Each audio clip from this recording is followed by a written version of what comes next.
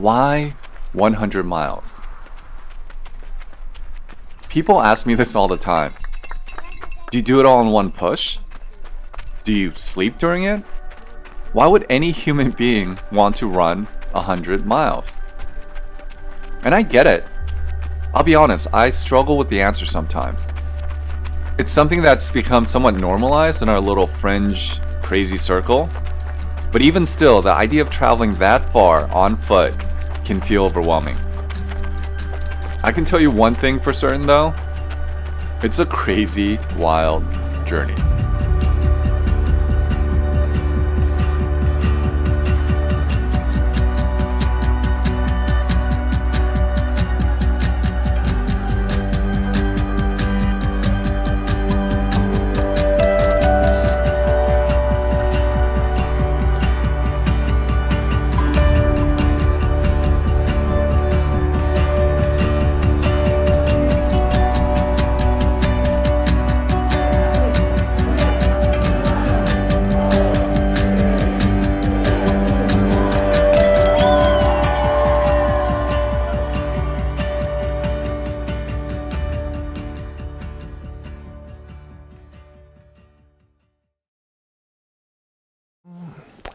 Why 100 miles? It's a really great question. I think over the last 20 years, I've figured out why I like to run long distances and challenge myself in the mountains, and specifically the 100-mile distance. I often ask myself in the middle of the race, why do I do this? Why do I sign up for something that I know it's going to be so extreme or uncomfortable that I'm going to go through pretty low lows? It's a real test of the human will and the human spirit, and it just kind of really takes you to places that a lot of other things won't take you. I think it's in our nature to be curious creatures. And certainly the determined among the bunch will constantly seek the next thing. And for me personally, I wanted my next challenge to be the Leadville 100 in Colorado. The town of Leadville sits at 10,200 feet. It's a mining town. They're very proud of their mining heritage. Kind of went bust in the mid-'80s, I think, or right around the early '80s. So the 100 was developed as a way to bring economy to the area. It's a small town, and all the remnants of mining history are everywhere. It still has the rough edges to it, for sure. You teach that to your family. So what we're doing, you got the how, you got the why. One thing you got to do is get across the finish line. You're going to believe in you, believe in us, believe what we told you, better think you are, do more think you can. You're going to commit, then I'd like you to stand and tell us, I commit, I won't quit. Would you please? I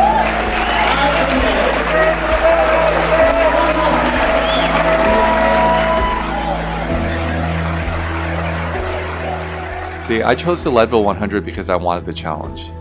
And in some strange way, I think the uncertainty of the unknown. I worked for months with a coach, got my nutrition dialed in, and enlisted the help of my two really good friends to both crew and pace me. So you're starting with that. I'm starting with these two. I felt ready. But I also know that during the course of a 100-mile race, anything and everything can and will happen.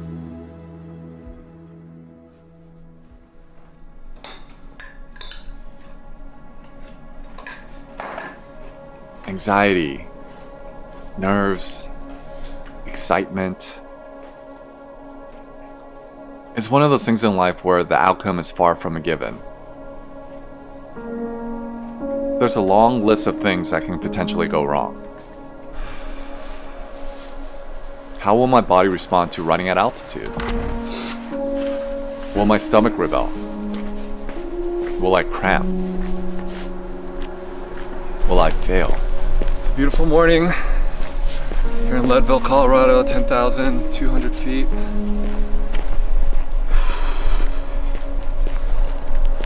Things I'm going to be thinking about. I think gratitude is a really powerful emotion, and I don't take for granted that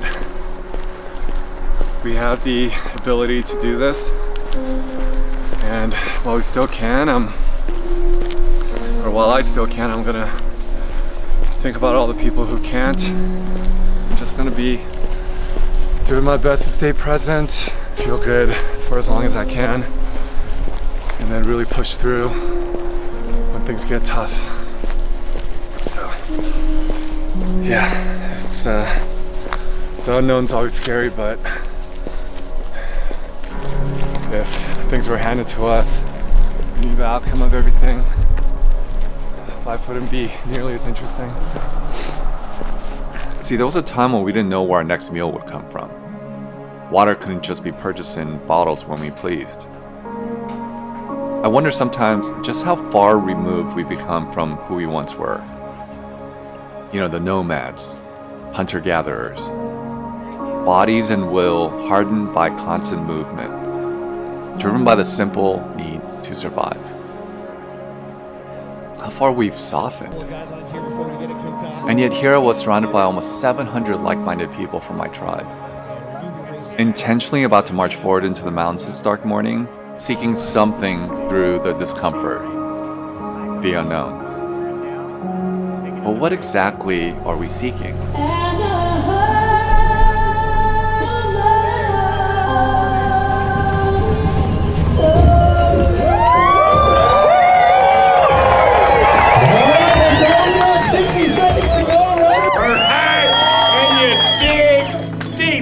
Hurting real bad, you dig deep. Remember, you made your promise yesterday. You said, I commit, I won't quit.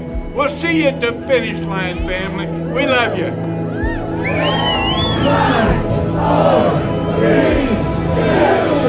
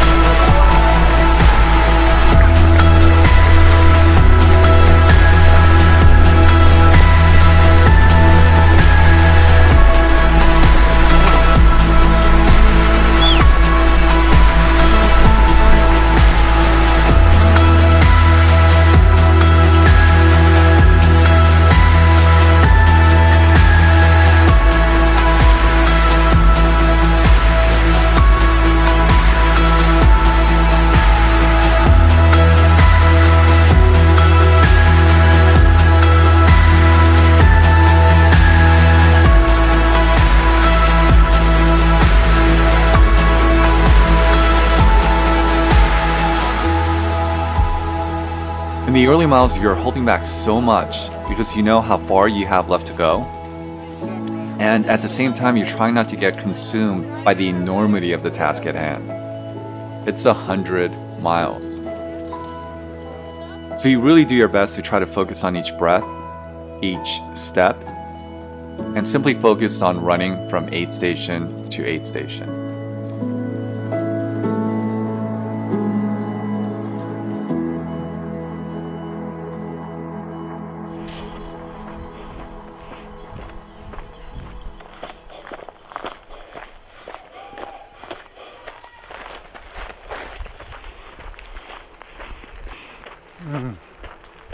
Over 3 hours. Kind of worried about my legs right now. A lot of runnable terrain. I'm gonna back off just a little bit more. That's 100 miles. Okay.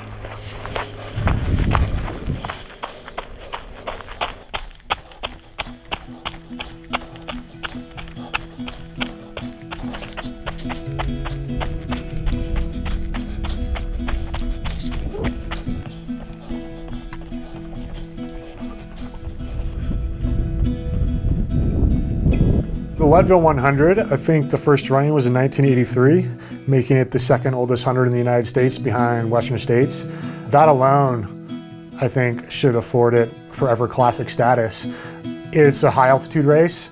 You start at 10,000 feet in the town of Leadville and run 50 miles out to an old mining town, Winfield, and then turn around and run back. And Almost the entire race is above 10,000 feet, and that's another element of challenge. It was the first race like that to be at high altitude for that long of a period of time.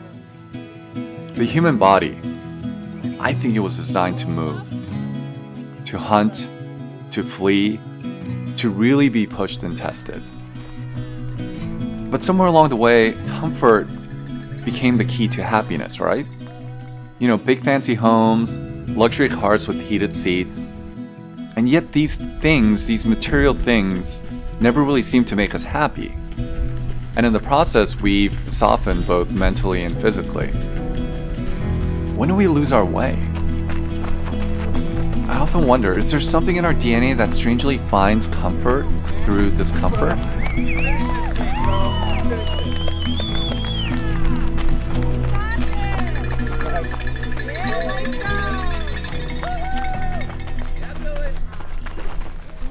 First, ginger beer or pickles? Let me get a couple more goose too when you guys are done. So Billy, but let's, even if it seems runnable as you're climbing, like mix it up. You like the marshmallow? Yeah. Good. We got 3. That's good. All right. Thanks for everything. I'll see you at Twin Lakes. All right, Billy. Stay strong, buddy.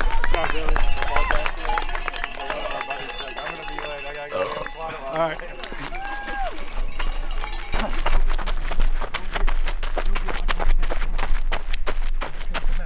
All right, I'm about at the 50K point, about 6.5 hours. In a bit of a low spot. Legs are fried. Oh. Let's turn this around. Legs already feel like they've run 80 or 90 miles. Oh. Cramp twinges and quads are just hammered.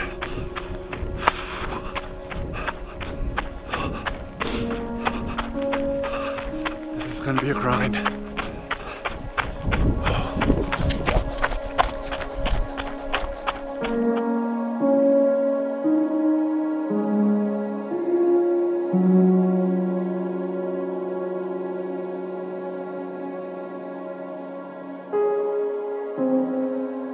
Everything in a 100-mile race builds to this moment. When you're stripped raw and think you're done, that's when the race really begins. That's when you find out what you're really made of.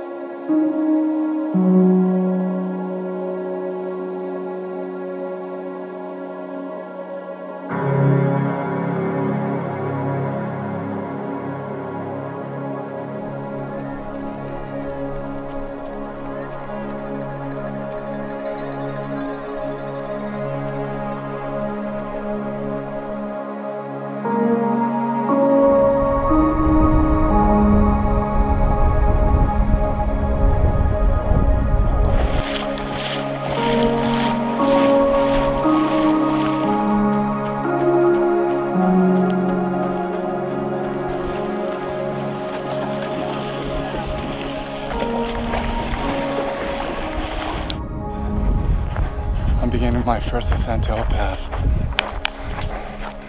The climb up to Hope Pass, the highest point of the race at 12,600 feet, was absolutely brutal. I got passed by a handful of people, and just when I thought I reached my lowest moment, true to the Colorado mountain spirit, the winds kicked in and the weather moved in.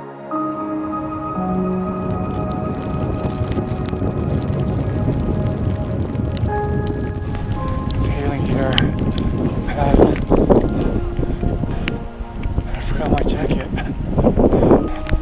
need to move.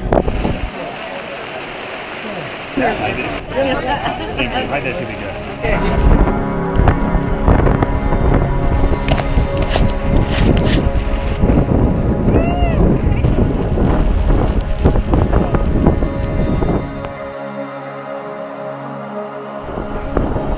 Just like that, it's sunny and nice at top Hope Pass. You know, coming down the mountain for a few moments, all was okay. The sun was shining again. The views were unbelievable. And I ran into a handful of friends. Look at this place, Billy. Yeah. How can you complain? I actually enjoyed running down Hope. And I've only cried once, only because I hit my head on a rock. What's going on, dude? How is it? But once I reached the bottom, the legs frustratingly started rebelling again. God, I can't run. Can't climb. Okay, so we're at Winfield right now. It's mile 50. We're waiting for Billy to come in. He'll be coming down from Hope Pass. We saw him at Twin Lakes last. Probably took a little bit more time there at that aid station than the earlier ones. But he seems to be having fun out here and suffering a little bit, which is what it's all about. I'm usually pretty fast. Sorry, guys. Hey, you kidding me? I'm so proud of you. Cutting it out. Good job, guys. Supposed to hurt, right? Yeah. Nice work, Billy. Woo! Beast of a time you just. It's not even my quads, it's like everything. My calf, my hamstring, my quads. Soup would be good right now. Yeah, I got soup. Give me 60 seconds to like feel sorry for myself. That's it. The question of why consumed my entire being in that moment. Why? Why are you doing this? Just stop here and the suffering ends right now. You've got this. I promise you've got it. You're thinking way too much. I can't run. Like I'm tripping over rocks when I'm trying to run. It's just like my legs just aren't Yeah, they're tight. Everybody comes in feeling the exact same way that you feel. Physically, mentally, I was on the verge of wanting to quit. In that moment, it all seemed so impossible. Can we lay down again and like roll my back of my legs? Yeah. Here we go. Okay, you got it right. That's good. I was just going to tell you to get up. I like that, like, I know you're that. I can carry whatever, too.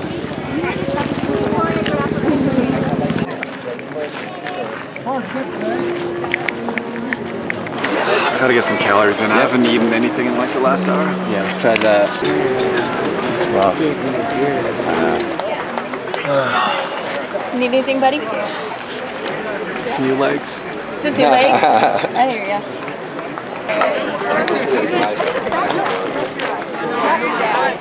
All right, poles, get out of here. Yeah, let's go. Have fun. Get out there, Billy. Good job, brother.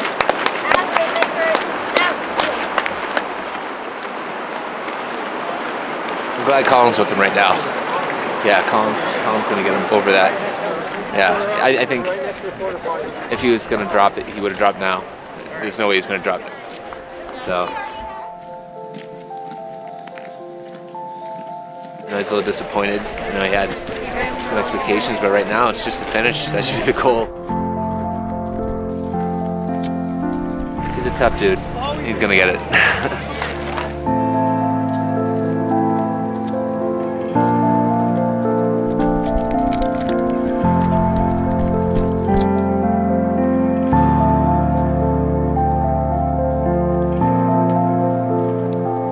For the moment, and with each agonizing step, I told myself, just get to the top of the pass. Just get to the top.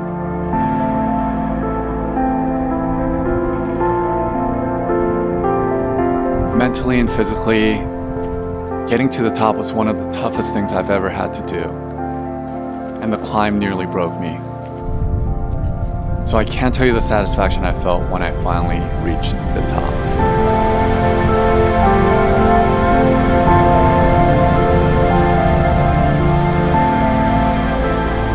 I purged and wept tears of relief.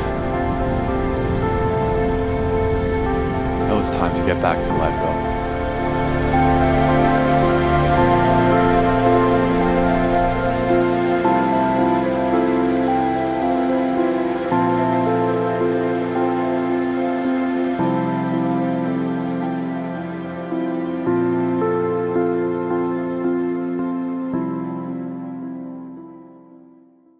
Yeah, I mean, the low points in a 100-mile race, I guess I try and remind myself that this is the reason that I signed up for this event, was to be challenged, to get to a point where where it's not easy anymore, where I don't feel like I'm going to be able to finish maybe, but then find something internal that you're able to overcome a challenge, and remind myself that if I do that, it's going to be a whole lot more rewarding than if I just quit.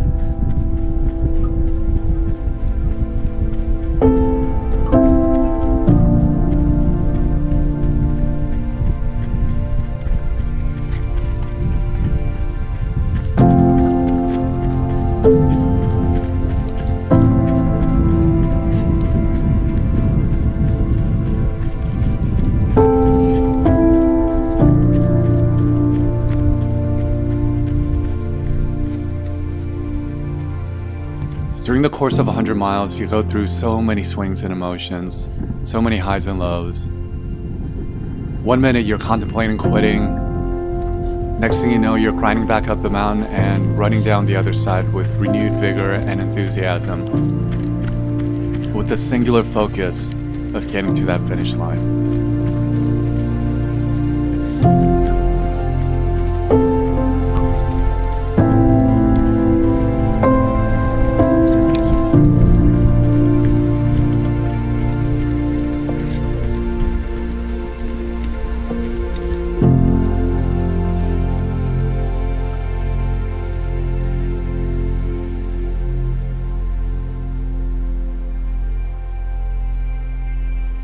I've quite often likened my running to trying to fit a square peg into a round hole.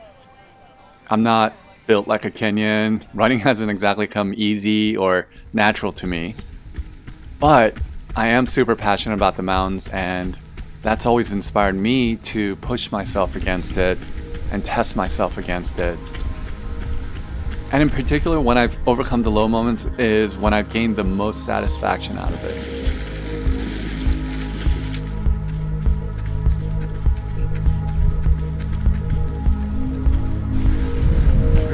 Twin Lakes inbound. That means 40 more miles. Only 40 more miles. So I got all the stuff there. Dude, crushed it. You guys, he's back. Oh God. It's not just that 100-mile race. It's just not just one race. It's a journey that you take. It's a commitment that it usually takes a village. It's not just you, but people in your life, and you're just a small piece in this big puzzle. And it really comes together why we put ourselves up to a challenge and why we work towards something. You're not really sure if you're going to achieve it that day, but when you do, it's just extremely worth it.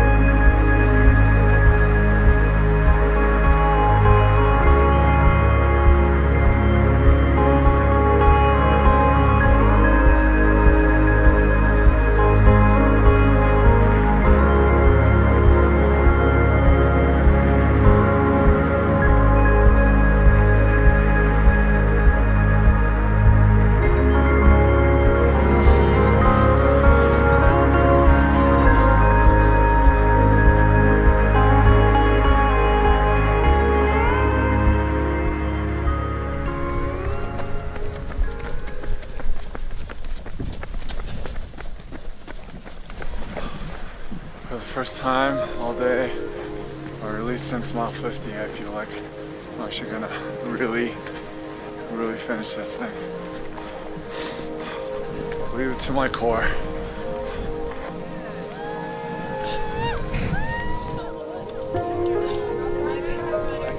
You can certainly go at it alone, but I really believe that life is best when it's shared.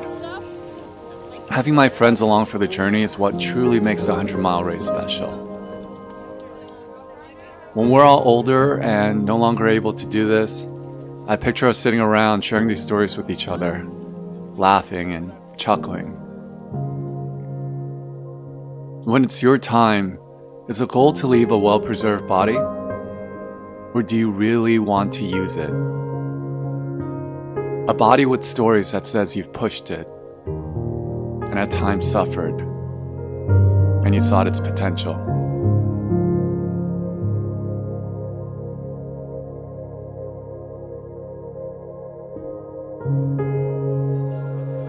I can't speak for everyone's reasons for doing this.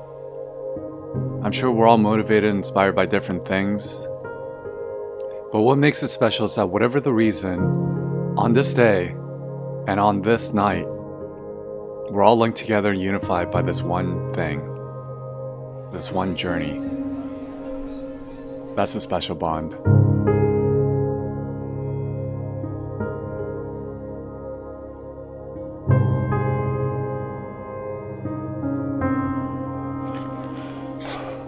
Mile 80, the infamous power line climb, is our last big climb of the day. Dude, he's crushing. Dude, he almost ran off the whole thing down. Dude, down to strength. Yeah, I know. Okay, I'm going back to the... Alright, I'm right there. Want me to grab anything else again? No, I'm good. And then I just need stuff like... Oh! Yeah, we crushing it, Bill. Yeah, nice job. Get by with a little help of my friends, man. This is a 100-mile secret. Disposable toothbrush. Yeah, you're welcome. Oh yeah. If you would have just ran it in 15 hours, though, you wouldn't need that. I like that you had them over each other. I had hurt. Dude, Later, fellas. see you at the finish. Love you. Love you too, buddy. Yeah, Billy. We didn't check out or anything? Nope. Good. Thank you. Through. All right. Drawing bags or anything? No, thank you.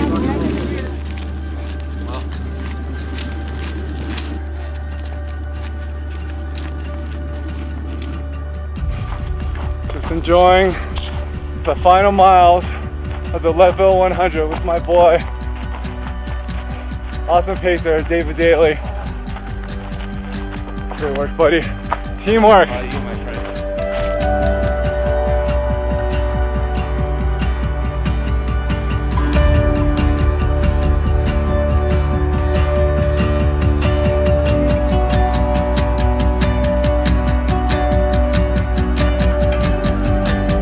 In the end, I guess we all have our 100 different reasons for doing this.